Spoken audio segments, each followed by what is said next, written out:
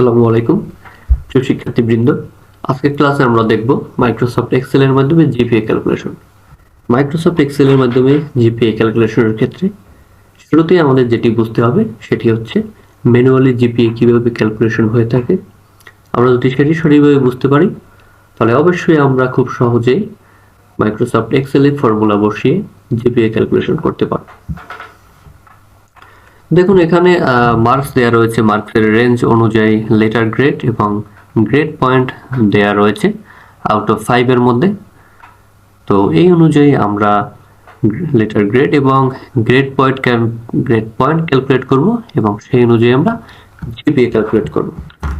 আমরা কথা না বাড়িয়ে চলে যাচ্ছি মাইক্রোসফট এক্সেলে। আমরা মাইক্রোসফট এক্সেল ওপেন করে নিচ্ছি। মাইক্রোসফট এক্সেল ওপেন করে নিলাম।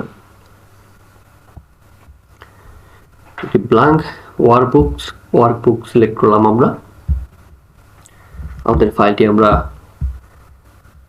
সেভ করে নিতে পারি, বিভিন্ন ডিরেক্টরিতে সেভ করতে পারি। আমি ডাউনলোড ডিরেক্টরির মধ্যে সেভ করলাম, জিপিএ নামে আমি সেভ করলাম ফাইলটি। জিপিএ নামে সেভ করে নিলাম। দেখুন একটি এক্সেল ফাইল ওপেন হয়েছে। তো জিপিএ ক্যালকুলেশনের ক্ষেত্রে যেটি আমরা দেখতে পাই, কিছু সাবজেক্ট থাকে এবং তার কিছু র্যান্ডম মার্কস থাকে। তো টেবিল হেডারের শুরুতে আমি সাবজেক্ট দিয়ে দিচ্ছি এবং মার্কস নিচ্ছি এবং সেটার লেটার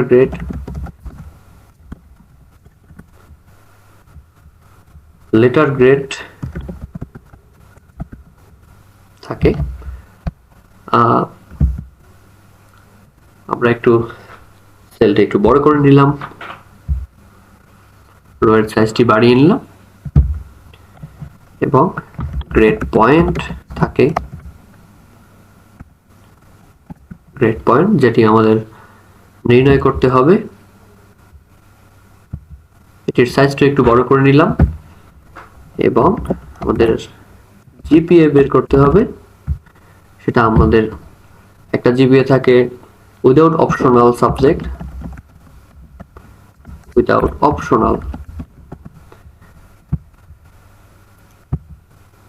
একটি বড় করে নিলাম আমি এবং আমাদের ফাইনাল জিপিএ থাকে। ফাইনাল জিপিএ আমরা র্যান্ডম কিছু সাবজেক্ট নিয়ে নিচ্ছি। বাংলা নিলাম, ইংলিশ, সায়েন্স নিলাম, সায়েন্সের পরে ম্যাথ নিলাম এবং আইসিটি কে আমরা ফর এক্সাম্পল অপশনাল সাবজেক্ট হিসাবে নিলাম। অপশনাল লিখে দিচ্ছি। অপশনাল সাবজেক্ট এটা একটু বড় করে নিচ্ছি এবং টেবিল হেডার গুলোকে আমি একটু বোল্ড করে দিলাম এবং অ্যালাইনমেন্টটা সেন্টার করে দিলাম। করেসপন্ডিং কিছু র্যান্ডম কিছু মার্কস আমি দিয়ে দিব। 70 বাংলার জন্য 70, ইংলিশ 65, সায়েন্স 56, র্যান্ডম কিছু মার্কস আমি বসিয়ে দিচ্ছি। 74 দিলাম, 95 দিলাম আইসিটি। এখন এখানে লেটার গ্রেড আমাদের ক্যালকুলেট করতে হবে। আমরা পূর্বে একটি ছক দেখিয়েছিলাম, সেখানে মার্কসের রেঞ্জ দেওয়া ছিল এবং সেই অনুযায়ী লেটার গ্রেড দেওয়া ছিল। তো দেখুন সেক্ষেত্রে আমাদের এই সেলটি লক্ষ্য করুন। প্রত্যেকটি সেলের একটি নির্দিষ্ট অ্যাড্রেস রয়েছে।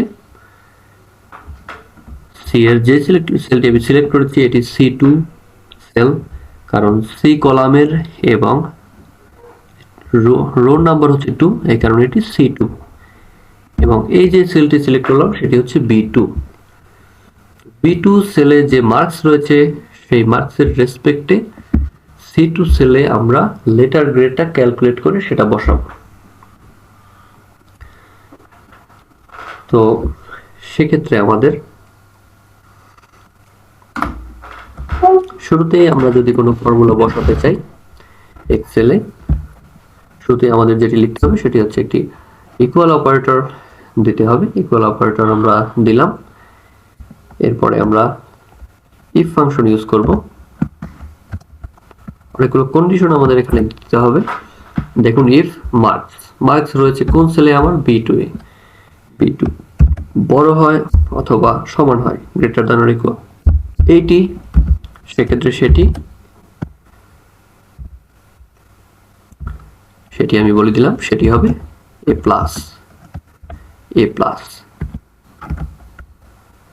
আমরা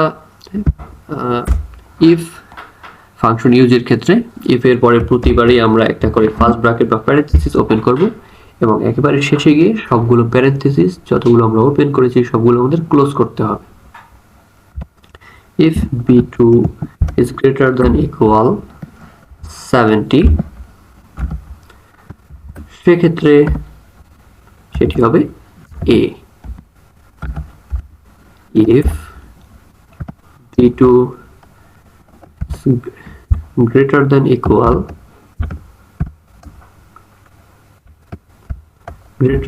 equal 60, সেক্ষেত্রে সেটি হবে A-।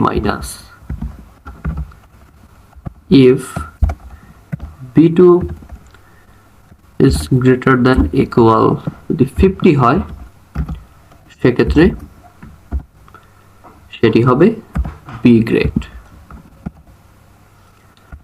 if B2 এর মান বড় অথবা সমান হয়, greater than or equal 40 হয়, সেক্ষেত্রে প্রিন্ট করবে C। if B2 is greater than or equal 33 হয়, সেক্ষেত্রে প্রিন্ট করবে D grade। এবং এর কোনো কন্ডিশনের সাথে যদি ম্যাচ না করে তাহলে আমাদের বুঝতে হবে সে মার্কসটি লেস দ্যান 33, 33 এর কম মানে হচ্ছে সেটি ফেল। তো আমরা F প্রিন্ট করব, সেক্ষেত্রে হবে F। এখানে আমাদের আরো একটি কন্ডিশন দিতে হবে। ওদের ম্যাক্সিমাম মার্কস যেহেতু 100 হয়ে থাকে, তো আমরা দিয়ে দিচ্ছি 100 এর বেশি হলে, যদি 100 এর বেশি হয়ে যায় তাহলে সেটা ইনভ্যালিড প্রিন্ট করবে। if B2 is greater than 100, তাহলে সেটা প্রিন্ট করবে ইনভ্যালিড প্রিন্ট করবে। দেখুন, আমাদের কন্ডিশন এবং স্টেটমেন্ট গুলো বসানো শেষ। এরপরে আমরা যেটি করব সেটি হচ্ছে যতগুলো প্যারেনথেসিস আমরা ওপেন করেছি বা ফার্স্ট ব্র্যাকেট ওপেন করেছি সেগুলো আমাদের ক্লোজ করতে হবে। 1 2 3 4 5 6 7, 7টি প্যারেনথেসিস আমরা ওপেন করেছি, সেগুলো ক্লোজ করতে হবে। 1 2 3 4 5 6 7, এন্টার দিচ্ছি। দেখুন, আমাদের যে লেটার গ্রেড সেটি কিন্তু দেখাচ্ছে।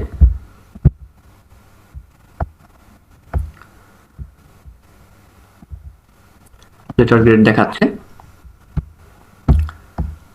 তো এখন বাকি যে সেলগুলো রয়েছে সেটিতেও কিন্তু আমাদের লেটার গ্রেড ক্যালকুলেট করতে হবে। সেক্ষেত্রে লেটার গ্রেড ক্যালকুলেট করার জন্য প্রত্যেকটি সেলে আলাদা আলাদা করে আমাদের ইকুয়েশন বসাতে হবে না। আমরা কার্সরটি এই কোণায় নিয়ে সিলেক্ট করে নিচে টানি, এ কিন্তু অটোফিল হয়ে যাবে। সুতরাং এভাবে আমরা বটমে ড্র্যাগ করে যদি অটোফিল করে দেই, সেক্ষেত্রে কিন্তু সকল সেলে ফর্মুলাগুলো বসে যাবে। দেখুন, সকল সেলের লেটার গ্রেড কিন্তু এখানে দেখাচ্ছে। এবং আমি যখন একটি নির্দিষ্ট সেলে ক্লিক করি, ডিফারেন্ট ফর্মুলা কিন্তু দেখাচ্ছে। সেল অ্যাড্রেসগুলো কিন্তু চেঞ্জ হয়ে ফর্মুলাগুলো অটোফিল হয়ে গিয়েছে। তো লেটার গ্রেড আমরা নির্ণয় করে ফেলেছি। এখন আমরা নির্ণয় করব grade point. Grade point calculate করার ক্ষেত্রে লেটার গ্রেডের মতোই অলমোস্ট সিমিলার, শুধুমাত্র লেটার গ্রেডে আমরা যখন ফর্মুলা বসিয়েছি তখন মার্কসগুলোর রেসপেক্টে আমরা লেটার গ্রেডটা লিখেছি। এই জায়গায় শুধুমাত্র আমরা যদি লেটার গ্রেডের করেসপন্ডিং গ্রেড পয়েন্টটা লিখে দিই তাহলেই আমাদের হয়ে যাচ্ছে। সুতরাং সময় বাঁচানোর জন্য আমরা সেম ইকুয়েশনটা কপি করে নিলাম, কন্ট্রোল এ দিয়ে সিলেক্ট করে কন্ট্রোল সি দিয়ে কপি করে নিলাম এবং সেটি আমরা লেটার গ্রেডে বসিয়ে দিচ্ছি। দেখুন আমরা এটিকে এডিট করে লেটার গ্রেডের যে করেসপন্ডিং গ্রেড পয়েন্ট আছে সেগুলো লিখে দিচ্ছি। A plus 5, A that means 4, A minus that means 3.5, B that means 3, 40, C that means 2 point, D that means on point, এবং if মানে হচ্ছে শূন্য পয়েন্ট। তো আমরা এন্টার দিয়ে দিচ্ছি এবং গ্রেড পয়েন্ট কিন্তু দেখাচ্ছে। একইভাবে আমরা এটাকে বটমে ড্র্যাগ করে দিচ্ছি, অটো ফিল হয়ে গিয়েছে। এখানে কোনো একটি সমস্যা হয়েছে। কি সমস্যা হয়েছে দেখুন, আমরা যদি আইডেন্টিফাই করার চেষ্টা করি, আমরা যে ইকুয়েশন লিখেছি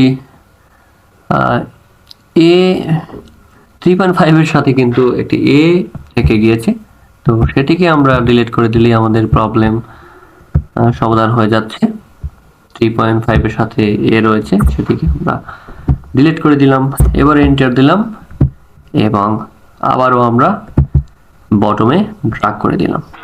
দেখুন এই কাজগুলো করতে গেলে ফর্মুলা বসানোর সময় আপনাদের অনেক সময় মিস্টেক হবে, সেগুলো কিন্তু আমাদের আইডেন্টিফাই করে ঠিক করতে হবে।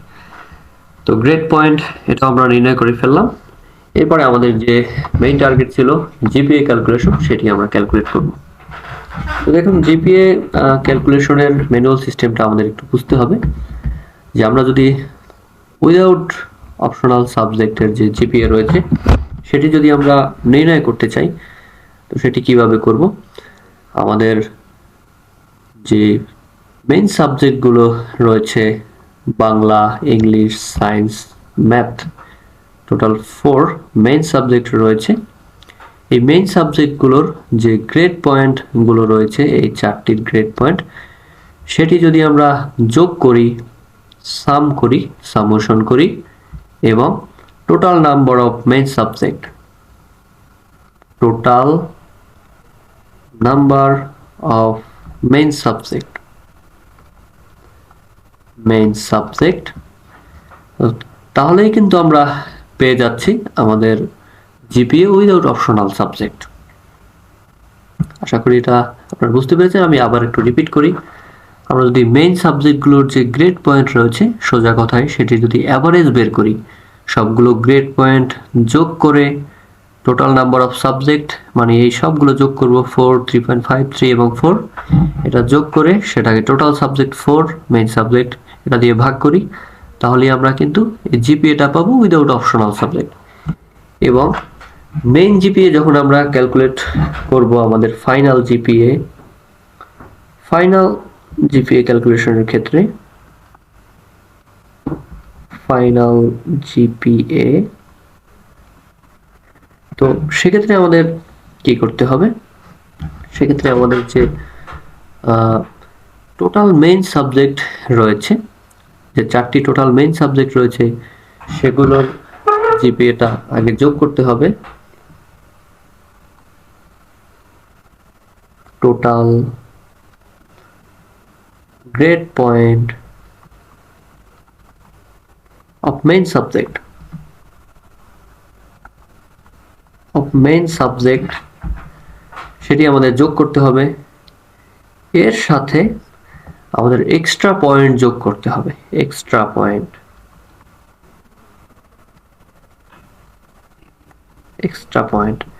এক্সট্রা পয়েন্ট সেটা কোথা থেকে আসবে সেটি হচ্ছে কোশ্চেন। এক্সট্রা পয়েন্ট এটা আমাদের খেয়াল করুন, আমাদের যে 4 অপশনাল সাবজেক্ট রয়েছে সেটির যে গ্রেড পয়েন্ট আমরা এখানে দেখতে পাচ্ছি 5। অপশনাল সাবজেক্টের গ্রেড পয়েন্ট এটি রয়েছে কোন সেলে রয়েছে, D6 এ রয়েছে,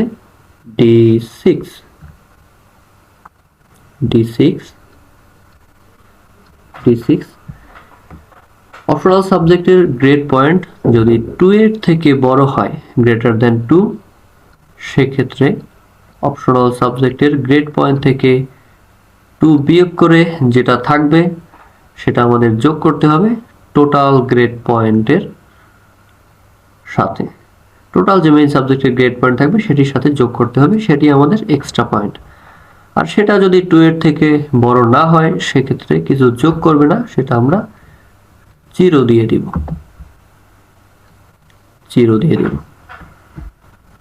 এবং এক্সট্রা পয়েন্ট এবং যে টোটাল গ্রেড পয়েন্ট মেইন সাবজেক্টের এটা যোগ করে আমরা ভাগ করব কত দিয়ে, সেটি হচ্ছে মেইন যে সাবজেক্টের সংখ্যা সেই সংখ্যা দিয়ে আমরা ভাগ করব।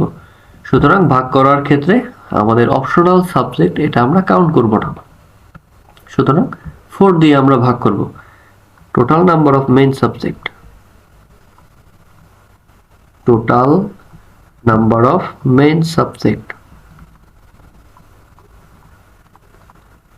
Main subject. তো এটি আমাদের এখন করতে হবে। দেখুন আমরা শুরুতে যেটি করব,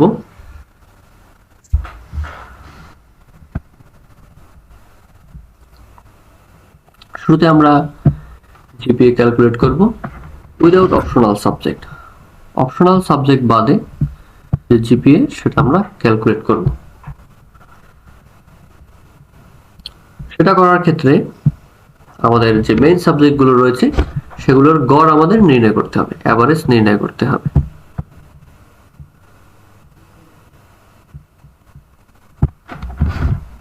সেক্ষেত্রে দেখুন মেইন সাবজেক্টের গ্রেড পয়েন্ট রয়েছে D2 থেকে D5 পর্যন্ত। তো সেটি আমরা শুরুতে গড় করতে হলে শুরুতে যোগ করতে হবে, সেটি আমরা যোগ করব D2 plus D3 plus D5 plus D4 plus D5 পর্যন্ত মেইন সাবজেক্ট আমরা যোগ করলাম, এবং সেটিকে total number of main subject, আমাদের টোটাল মেইন সাবজেক্ট কয়টি, 4টি, 4 দিয়ে আমরা ভাগ করে দিচ্ছি। দেখুন সেটি কিন্তু দেখাচ্ছে। এবং আরেকটি কাজ আমাদের এখানে করতে হবে, সেটি হচ্ছে আমরা আউট অফ 5 এর মধ্যে এটা নির্ণয় করব। সুতরাং আমরা বলে দিচ্ছি মিনিমাম 5 মেইন ফাংশন রয়েছে সেটি আমরা এখানে দিয়ে দিচ্ছি। হচ্ছে এটা 5 এর বেশি হবে না, 5 এর বেশি হবে না কখনোই জিপিএটা। এটা আমরা এখন ক্যালকুলেট করব আমাদের ফাইনাল জিপিএ ক্যালকুলেট করার ক্ষেত্রে আমরা বলেছি শুরুতে টোটাল গ্রেড পয়েন্ট মেইন সাবজেক্টের জন্য সেটা আমাদের যোগ করতে হবে। আমরা যোগ করে নিচ্ছি D2 D3 D4 এবং D5, অবশ্যই প্যারেনথেসিস দিতে হবে, ফার্স্ট ব্র্যাকেট দিতে হবে আমাদের। এরপরে D6 এর ক্ষেত্রে D6 রয়েছে, এটি অপশনাল সাবজেক্টের যে গ্রেড পয়েন্ট সেটি D6। ইফ আমাদের D6 যদি বড় হয় 2 এর থেকে, সেক্ষেত্রে D6 থেকে আমরা 2 বিয়োগ করব, অথবা সেটা 0 হবে, 0। আমরা প্যারেনথেসিস ক্লোজ করে দিচ্ছি। এর মানে হচ্ছে মেইন সাবজেক্টের টোটাল যে গ্রেড পয়েন্ট সেটি যোগ করলাম, সেটির সাথে এক্সট্রা গ্রেড পয়েন্ট যোগ করার জন্য আমরা কন্ডিশন দিয়েছি, যদি D6, যার মানে হচ্ছে অপশনাল সাবজেক্টের গ্রেড পয়েন্ট 2 এর থেকে বেশি হয়, তাহলে 2 বিয়োগ করে যেটা থাকবে সেটা আমরা যোগ করব, আদারওয়াইজ কিছু যোগ করব না, যার মানে আমরা 0 দিয়ে দিলাম। টোটাল যে ভ্যালুটা আমরা পেলাম সেটাকে আমরা ভাগ করব total number of main subject দিয়ে। Total number of main subject আমাদের কতটি? 4টি। এক্ষেত্রে কিন্তু আমাদের যে অপশনাল সাবজেক্ট রয়েছে সেটি কিন্তু আমরা কাউন্ট করব না। তো ফাইনালি আমরা আমাদের জিপিএ পেয়ে গেলাম। তো অলমোস্ট আমাদের কাজ শেষ। এখানে ছোট একটু কাজ আমাদের বাকি রয়েছে। দেখুন, এখানে আমরা বাংলার মার্কস 20 করে দিলাম। তো এখানে এফ দেখাচ্ছে এবং গ্রেড পয়েন্ট 0 দেখাচ্ছে, কিন্তু তাও জিপিএ দেখাচ্ছে উইদাউট অপশনাল সাবজেক্ট এবং মেইন জিপিও দেখাচ্ছে। কিন্তু বাস্তবে তো এটা হয়ে থাকে না। যে কোনো এক সাবজেক্টে যদি আমাদের জিপিএ 0 হয়, সেক্ষেত্রে কিন্তু আমাদের টোটাল জিপিএটা 0 হবে। তো সেটি আমরা কিভাবে করতে পারি দেখুন। সেটির জন্য আমাদের অর লজিক্যাল অপারেটর ইউজ করতে হবে। ইফ অর দিচ্ছি, যদি আমাদের যে মেইন সাবজেক্ট গুলো রয়েছে D2 থেকে D5 যে কোনো একটি যদি 0 হয়, সেক্ষেত্রে আমাদের জিপিএ 0 হবে। তো সেটা দিয়ে দিচ্ছি,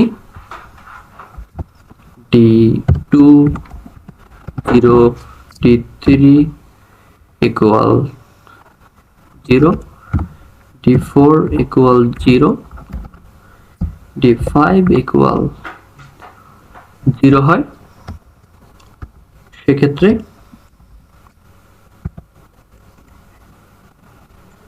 F প্রিন্ট করবে।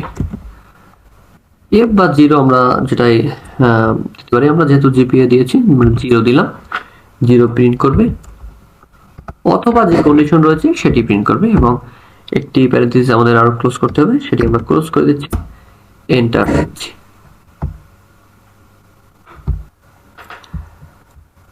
সেক্ষেত্রে আমাদের অবশ্যই আমরা যে 0 দিয়েছি আগের যে ডিজিটগুলো, আমরা সেগুলো ডাবল কোটেশনের মধ্যে ক্যারেক্টার হিসেবে ডিক্লেয়ার করেছি। সুতরাং এখানে অবশ্যই ডাবল কোটেশন ইউজ করতে হবে আমাদের। ডাবল কোটেশনের মধ্যে ডিজিটগুলো বসাতে হবে। ডাবল কোটেশনের মধ্যে আমরা জিরোগুলো দিয়ে দিচ্ছি। এর মানে হচ্ছে আমাদের মেইন যে সাবজেক্টগুলো রয়েছে, যেগুলো সেল D2 থেকে D5 এ রয়েছে, যে কোনো একটি যদি 0 হয়ে যায়, সেক্ষেত্রে কিন্তু টোটাল যে জিপিএ রয়েছে সেটি 0 হয়ে যাবে। দেখুন, এবারে কিন্তু আমরা যে বাংলা মেইন সাবজেক্ট সেটিতে আমরা যখন 20 দিয়েছি, এর মানে এফ এবং গ্রেড পয়েন্ট 0 উইদাউট অপশনালে কিন্তু টোটাল জিপিএটা এখানে 0 দেখাচ্ছে। এবং ফাইনাল যে জিপিএ, সেক্ষেত্রে আমাদের এই সেম কন্ডিশন অ্যাপ্লাই করতে হবে।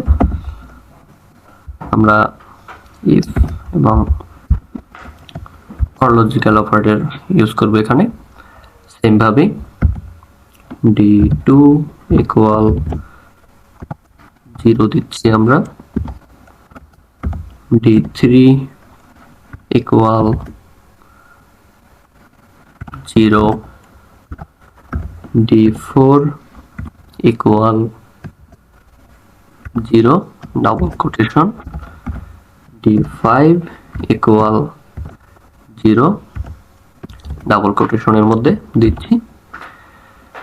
D2 থেকে D5 যে কোনো একটি যদি 0 হয়, সেক্ষেত্রে এটা 0 প্রিন্ট করবে, অথবা এটা যদি না হয়, সেক্ষেত্রে পরের যে ফর্মুলা রয়েছে সেটা রিড করে সেটাই এক্সিকিউট করবে। তো আমরা এখানে একটি আরো প্যারেনথেসিস রয়েছে যেটি আমাদের শেষে ক্লোজ করতে হবে, সেটি আমরা ক্লোজ করে দিচ্ছি, এন্টার দিয়ে দিচ্ছি।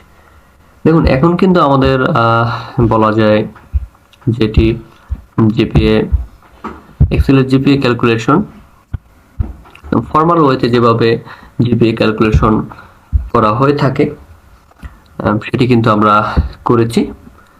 আমরা দুঃখিত, আমরা পুরোটা সিলেক্ট করে নিচ্ছি এবং সেটা সেন্টারে দিয়ে দিচ্ছি, অ্যালাইনমেন্ট সেন্টারে দিয়ে দিচ্ছি এবং জিপি এর যে সেল কয়টি রয়েছে সেটা আমরা সিলেক্ট করে মার্জ এবং সেন্টার দিয়ে দিলাম। এটা আমরা সিলেক্ট করে মার্জ এবং সেন্টার দিয়ে দিলাম। এখন দেখুন আমরা এখানে যখন 102 মার্কস দিচ্ছি সেটা কিন্তু ইনভ্যালিড দেখাচ্ছে। আমরা যখন 68 দিলাম তখন কিন্তু আমাদের সঠিক রেজাল্ট দেখাচ্ছে। এবং আমরা যখন কোনো একটা মেইন সাবজেক্টে ফেল দিচ্ছি 32 দিলাম তখন কিন্তু আমাদের এফ দেখাচ্ছে, গ্রেড পয়েন্ট এটা 0 দেখাচ্ছে এবং আমাদের যে উইদাউট অপশনাল জিপিএ সেটাও 0 দেখাচ্ছে এবং আমাদের যে ফাইনাল জিপিএ সেটাও 0 দেখাচ্ছে। আশা করি আপনারা সবাই বুঝতে পেরেছেন। ধন্যবাদ সকলকে।